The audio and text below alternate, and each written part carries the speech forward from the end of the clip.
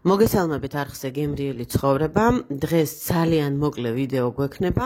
მოვამზადებ თქვენთან ერთად ეკალას. გაზაფხულია, შევიძინე ბაზარში აი ასეთი ნაზი ლორდკო ეკალა იმერლებისგან გავასუფთავე, გავწმინდე, რადგან უხეში არ იყო, ხარჯი ცოტა ქონდა და კარგად მოვხარშე მზაობამდე და მზაობა შევამოწმე შემდეგნაირად. ფორმა არ უნდა დაკარგოს თითეულმა ლორდმა და ფოთოლმა, თუმცა უნდა იყოს მაქსიმალურად ნაზი, ისე რომ თითებს შორის საკმაოდ იოლად ისრისებოდეს, თუმცა არ უნდა ჩაფლავდეს.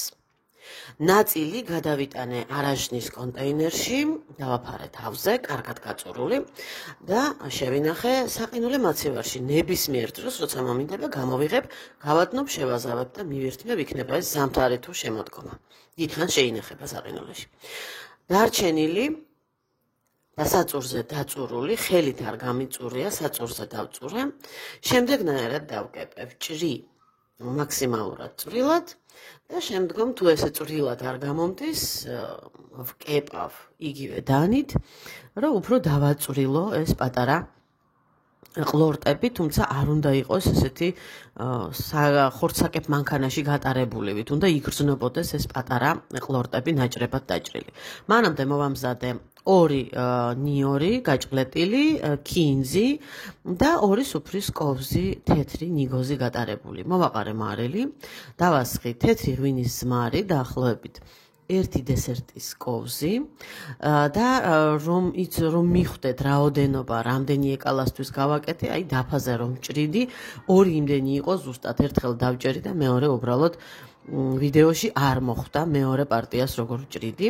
აგერ ნახავთ ახლა ჯამზე რამდენია. დიდი ჯამი ავიღე სპეციალურად რომ იოლად გადავზილო. გადავიტანე ეს ნიგზის პასტა.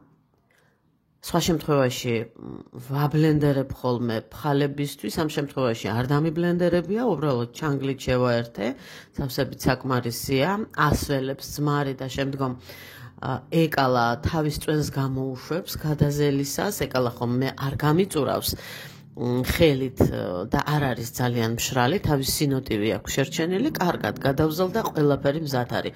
უნდა გაუჯდეს შეზავებიდან 1 საათი მაინც უნდა გავიდეს, რომ კარგად გაუჯდეს ზმარიც, მარილიც და ნიორიც. მივიღეთ შედეგად უგემრიელესი ეკალა, რომელიც ძალიან იოლად მოსამზადებელია. მოიწონეთ ვიდეო, მომწერეთ კომენტარები და მიირთვით გემრიელად, კარგად.